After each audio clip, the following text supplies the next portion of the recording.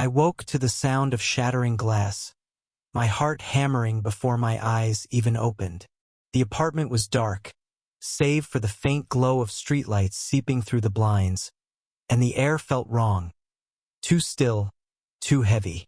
My roommate, Elias, was out there, and whatever he'd done while I slept had left him unable to meet my gaze that morning. I'm Caleb, 21, a graphic design major at Pratt Institute, scraping by in a cramped Brooklyn apartment with Elias, 23, a barista and aspiring musician who's been my roommate for 6 months. We're opposites in every way. Me, reserved, always sketching in corners. Him, loud, charismatic, filling every room with his presence. But we clicked, or so I thought, until that night shifted everything. It was 2 a.m. when I stumbled out of bed, barefoot, stepping over my scattered pencils and sketch pads. The living room was a mess. Couch cushions askew, a half-empty whiskey bottle on the coffee table, and a broken glass sparkling on the hardwood floor. Elias sat on the couch, head in his hands, his broad shoulders hunched like he was carrying the weight of the world. His dark skin gleamed under the dim light, but his eyes, usually so alive, were fixed on the floor. Elias, what the hell?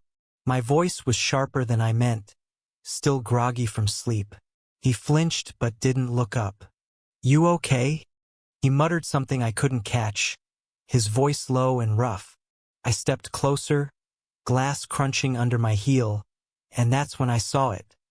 A crumpled piece of paper clutched in his hand. My sketchbook page. The one I'd hidden under my mattress. The one I'd drawn in a haze of late-night courage. Sketching him. Not just his face, but the way I saw him, laughing, guitar in hand, his eyes meeting mine in a way they never did in real life. It was a confession I'd never meant for him to see. You went through my stuff? I asked, my voice barely above a whisper. My chest tightened, a mix of anger and raw panic. Elias finally looked up, his brown eyes wide, haunted, like he'd seen something he couldn't unsee.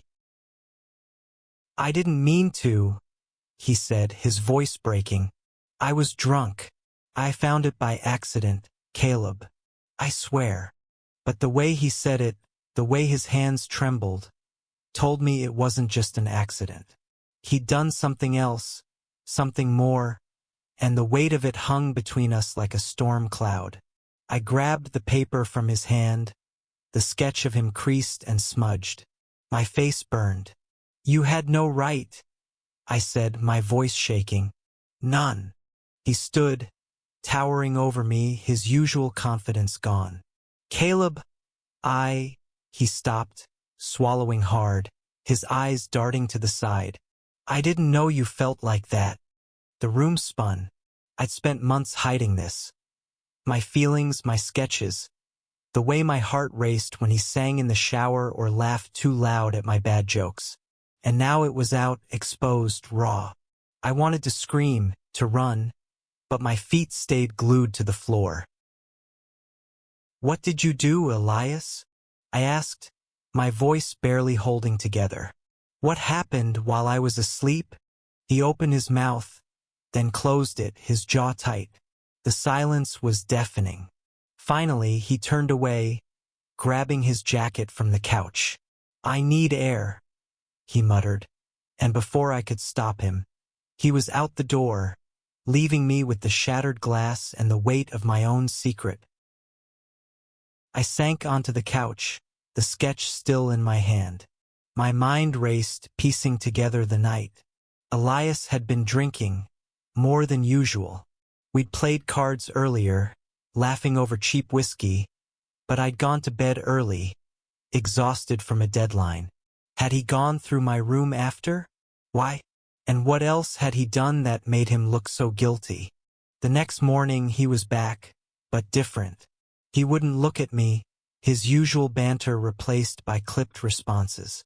Coffee's on, he mumbled, eyes on his phone as he stood at the kitchen counter. I tried to act normal, but every time I opened my mouth, the sketch flashed in my mind. I wanted to ask him again, "What did you do?" But the words stuck in my throat. Instead, I watched him. Elias, who could charm anyone with a grin, was unraveling. His hands shook as he poured coffee, and when our eyes finally met, he looked away like he'd been burned. Something had happened, something bigger than just finding my sketch, and I needed to know what. That day I couldn't focus. My classes blurred by, my sketches half-hearted. All I could think about was Elias, his silence, his guilt, the way he'd held that paper like it was a bomb. When I got home, he was gone again, his guitar case missing. I searched the apartment, desperate for clues. Under the couch, I found his notebook, the one he used for song lyrics. I hesitated, then opened it, my heart pounding. The latest page was dated last night. Scrawled in his messy handwriting was a single line. "I kissed him while he slept, and now I'm drowning." My breath caught. Elias had kissed me while I was asleep. The realization hit like a tidal wave. Shock, anger, and something else I didn't want to name. Desire. I closed the notebook, my hands trembling. He'd crossed a line, violated my trust. But the thought of his lips on mine, even in secret, set my heart racing. I hated him for it. I wanted him more for it. And I had no idea what to do next. I sat on the couch, Elias's notebook burning a hole in my lap. The words, "I kissed him while he slept, and now I'm drowning," echoed in my head, each syllable a punch to the gut. I was furious, betrayed, but beneath it all, a dangerous spark of longing flickered, refusing to be snuffed out. I didn't see Elias for 2 days. He left a note on the fridge, "At Jamie's, back soon," and vanished. Jamie was his bandmate, a drummer who lived in Williamsburg, and I knew Elias was avoiding me. I should have been relieved. Instead, I felt hollow, like the apartment had lost its pulse without his music, his laugh, his chaos. I tried to bury myself in work. My latest project, a poster series for a local queer art collective, was due in a week, but my sketches were lifeless. Every stroke of my pencil reminded me of that drawing, the one of Elias, now crumpled and hidden in my desk drawer. I couldn't draw him anymore, not without feeling exposed, but I couldn't draw anything else either. On the third day, I went to the coffee shop where Elias worked, a trendy spot in Greenpoint with exposed brick and overpriced lattes. I told myself I just needed caffeine, but deep down I needed answers. He was behind the counter, his apron stained with espresso, his smile forced as he handed a customer their order. When he saw me, his face froze, and for a second, I thought he might bolt. "Caleb," he said, his voice tight, like my name was a confession. "What are you doing here?" "We need to talk," I said, my throat dry despite the coffee in my hand. The shop was buzzing, but it felt like we were the only two people in the room. "You can't just disappear." He glanced at his coworker, a short woman with pink hair, and muttered, "Break in 10. I nodded and found a table in the corner, my heart pounding like I'd just run a marathon. When he finally sat down, he looked smaller somehow, his usual swagger gone. "I'm sorry," he started, staring at the table. "I shouldn't have gone through your stuff. Or anything else." "Anything else?" I leaned forward, my voice low but sharp. "You mean kissing me while I was asleep? That's not just anything else, Elias. That's—" I stopped, my words catching on the edge of anger and something softer, more confusing. "I know," he said, his voice barely audible. "I was drunk, and I saw your sketch, and I don't know, Caleb. I've been a mess since I moved in with you. You're always there, with your quiet intensity, your damn sketches, and He ran a hand over his face, exasperated. I didn't know you felt that way, and then I saw it, and I lost it. My face burned. He wasn't supposed to know. I'd spent months hiding my feelings, convincing myself they were one-sided, impossible. But now he was sitting here, confessing his own mess of emotions, and I didn't know whether to yell or pull him closer. "Why didn't you just talk to me?" I asked, my voice cracking. "Instead of that?" "Because I'm a coward," he said, finally meeting my eyes. His were red-rimmed, like he hadn't slept in days. "I didn't know if you'd hate me. I still don't. I wanted to hate him. I wanted to scream that he'd betrayed my trust, that he'd taken something I hadn't offered. But the truth was Messier. I dreamed of kissing him, of being close to him, and now that it had happened, even like this, I couldn't untangle my anger from my want. "I don't hate you," I said finally, the words heavy, "but I don't know what this means. For us." He nodded, his jaw tight. "Me neither. But I want to figure it out. If you'll let me." Before I could answer, his coworker called him back to the counter. He stood, hesitating, like he wanted to say more but didn't know how. "Come to my gig tonight," he said suddenly. "At the Rusty Note, 8 p.m. We can talk after." I didn't say yes, but I didn't say no either. As he walked away, I felt the weight of his confession settle over me, heavy and electric. I spent the rest of the day distracted, my mind replaying his words, his guilt, the sketch that had unraveled us both. By 7 p.m., I was standing outside the Rusty Note, a dive bar in Bushwick with peeling paint and a flickering neon sign. I didn't know why I was there. Anger, curiosity, or something I wasn't ready to name. Inside, the bar was packed, the air thick with sweat and beer. Elias was on stage, his guitar slung low, his voice raw and soulful as he sang a song I'd never heard before. The lyrics were haunting, about longing and mistakes, and I swear he looked right at me when he sang, "I crossed a line, and now I'm falling." My chest ached, and I didn't know if it was the music or the truth in his eyes. After the set, he found me in the crowd, his face flushed from performing. "You came," he said, almost surprised. "Yeah," I said, my voice steady despite the chaos inside me. "Now what?" He led me outside, to a quiet alley behind the bar. The city hummed around us. Distant horns, laughter, the pulse of Brooklyn at night.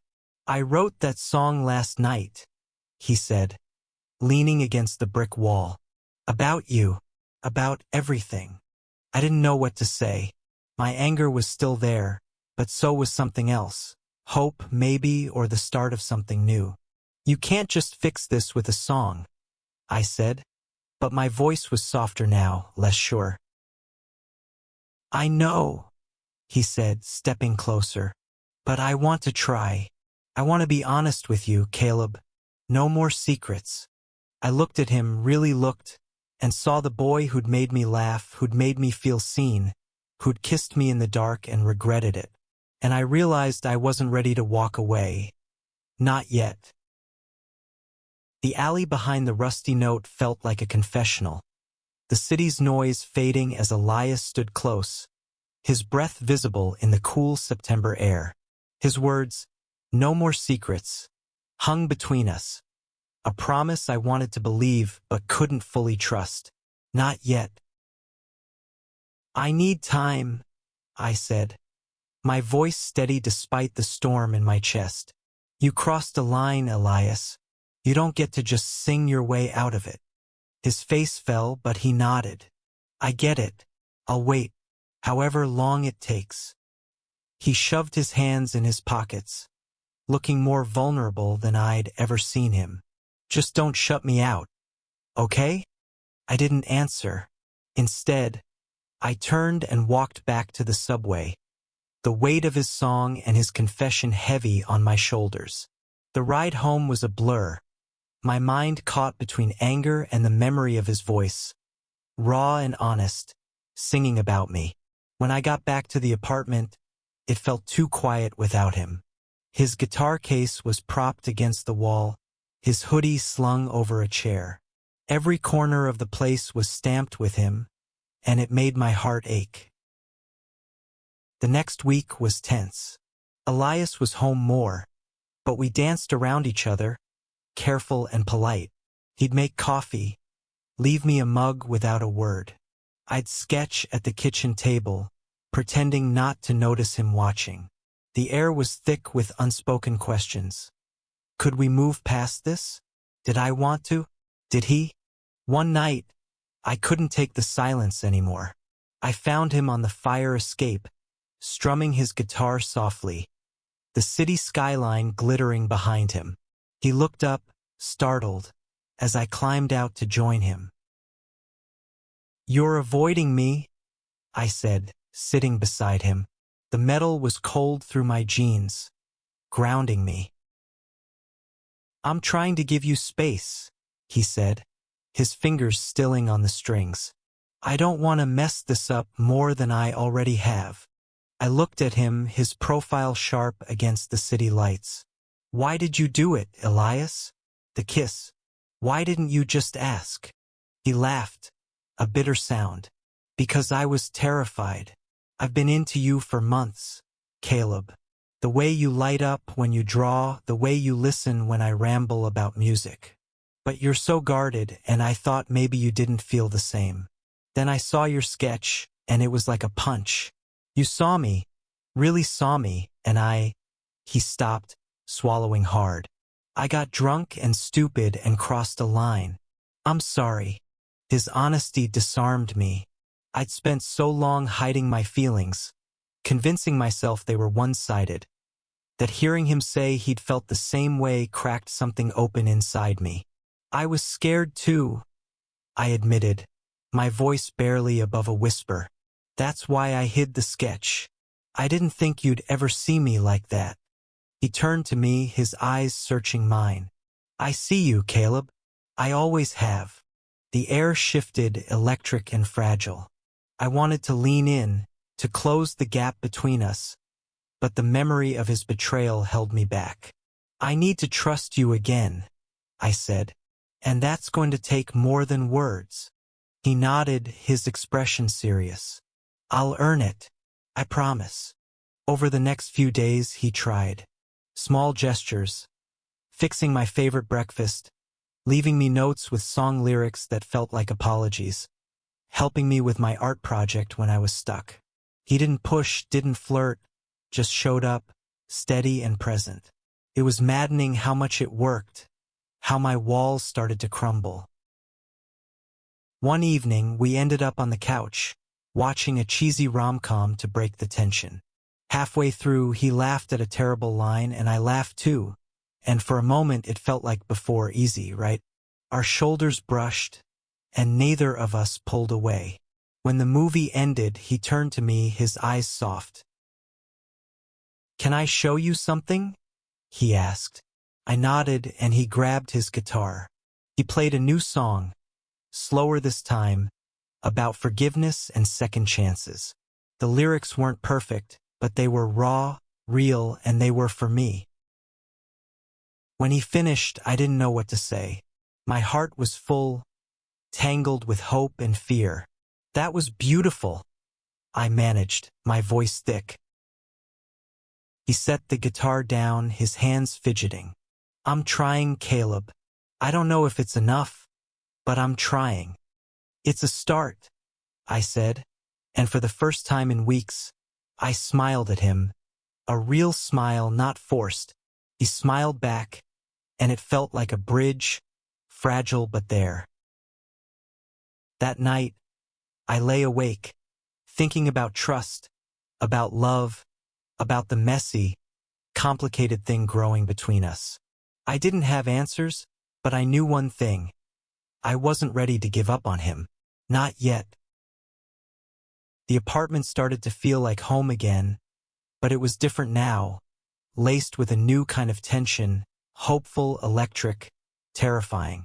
Elias and I were rebuilding something piece by careful piece, but every step forward felt like walking a tightrope.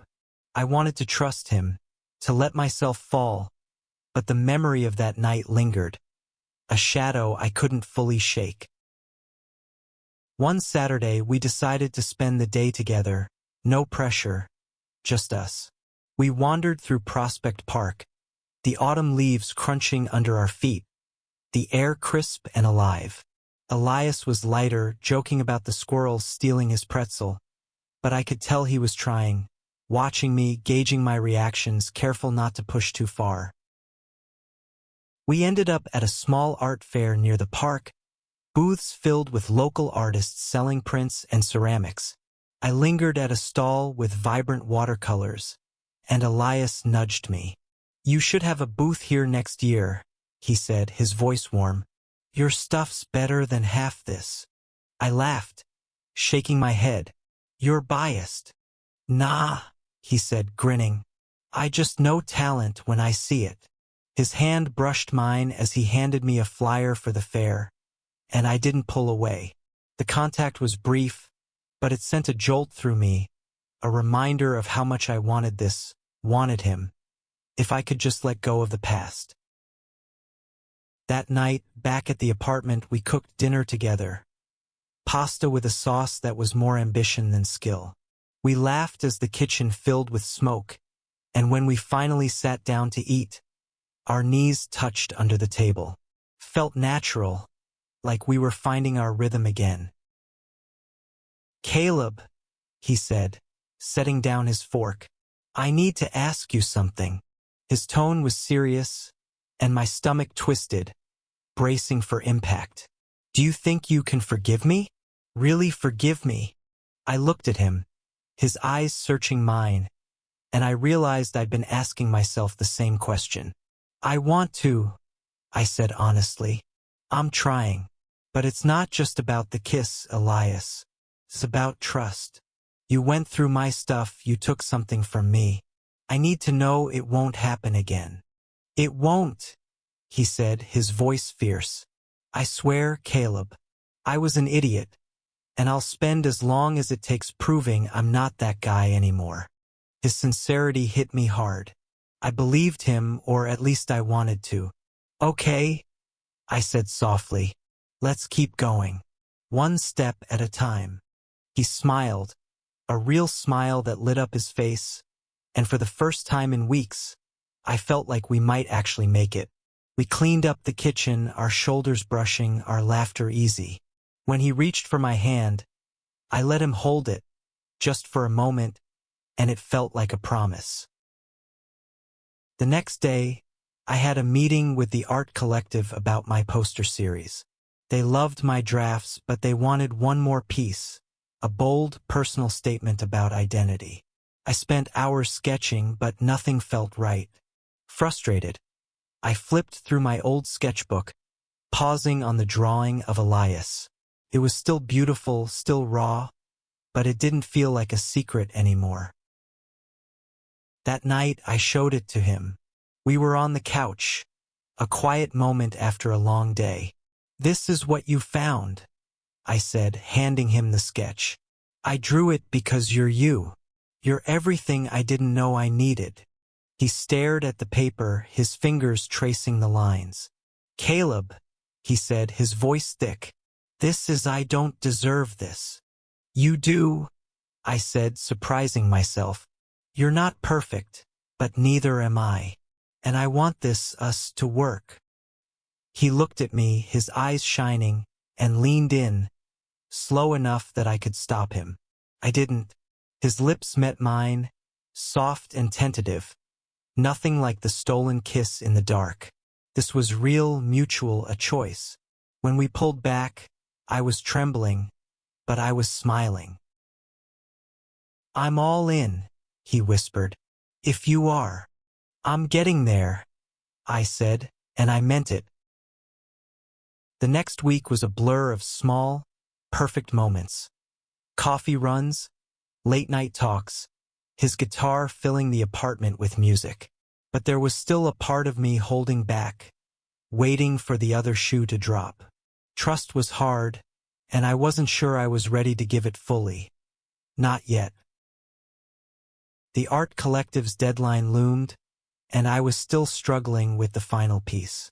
Elias became my anchor, bringing me coffee, playing soft music while I worked, even posing for reference sketches when I asked.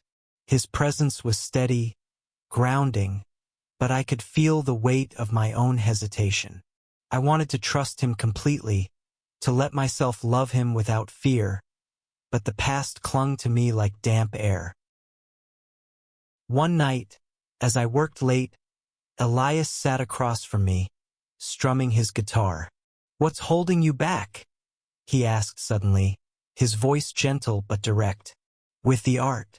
With us." I set down my pencil, my chest tight.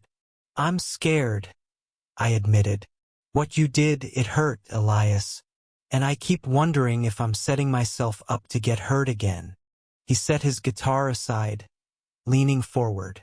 "I can't undo it," he said. "But I can promise you I'm here, and I'm not going anywhere. You're worth it, Caleb. This is worth it." His words cracked something open in me. I grabbed my sketchbook, flipping to a blank page and started drawing. Not him, but us. Two figures, hands entwined, standing against a city skyline. It was raw, messy, but it felt true. When I showed it to him, he smiled, tears in his eyes. "That's us," he said, his voice thick. "That's what I want." The next day, I submitted the piece to the collective. They loved it, calling it powerfully honest. And I felt a weight lift. For the first time, I wasn't hiding. Not my art, not my feelings, not myself. That weekend, Elias's band had a gig at a bigger venue, a warehouse-turned-club in Red Hook. I went, nervous but proud, watching him pour his heart into every note. After the set, he pulled me backstage, his face flushed with adrenaline. "I wrote something new," he said, handing me a folded piece of paper. "For you." It was lyrics, scrawled in his messy handwriting, about love and redemption, about finding home in someone else. At the bottom, he'd written, "I'm yours, if you'll have me." My heart swelled, and I pulled him into a kiss, fierce and sure, in front of his bandmates, the crew, the world. They cheered, and we laughed, breathless and free. Back at the apartment, we talked until dawn, about our fears, our dreams, our future. I told him about growing up in a small town, hiding who I was. He told me about his own struggles, coming out to his family, finding his place in the world. We were different, but we fit, like pieces of a puzzle neither of us had known was incomplete. "I love you," he said, the words simple and true. I froze, not because I doubted him, but because I felt it too, deep, unshakable, real. "I love you too," I said, and it was like letting go of a breath I'd been holding for months.